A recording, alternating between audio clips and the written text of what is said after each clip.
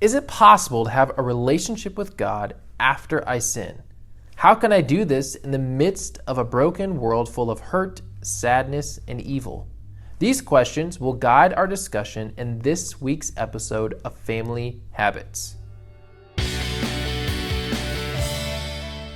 Hello everyone, welcome back to Family Habits. This week in your family devotional time, you are going to focus on life outside the garden.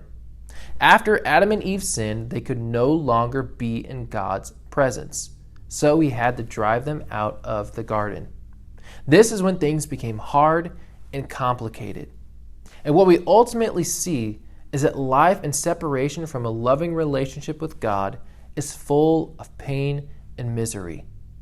The worst part is that we continue to disobey God even when we know it is wrong, and it hurts us, the people we love, and our relationship with God.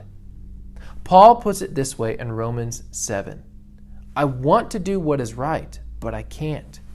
I want to do what is good, but I don't. I don't want to do what is wrong, but I do it anyway. In other words, we do what we shouldn't and don't do what we should. Now, that's not an excuse to keep doing bad things.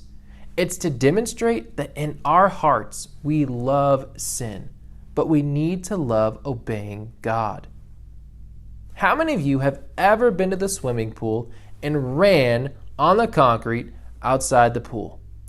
Every pool has a sign that says, "No running," but we still run, don't we? How many of you find yourself having a loud conversation in the library?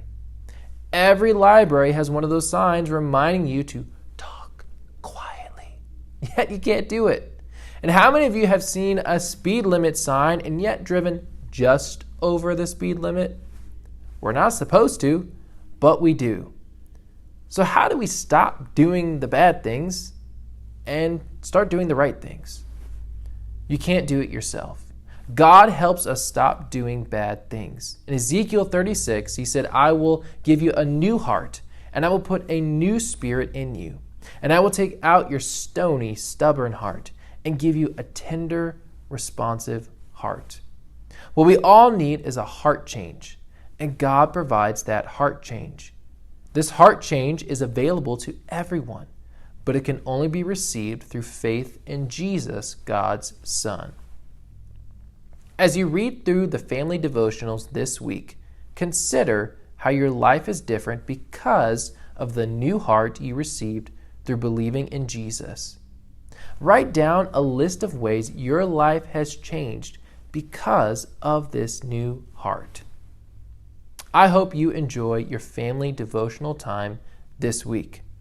Be sure to continue in the summer family reading program, and we hope to see you at our next summer family night. This week, make sure to read through Luke chapter 8 as we read through the Bible together this summer. That's all for this episode of Family Habits. We'll see you next time.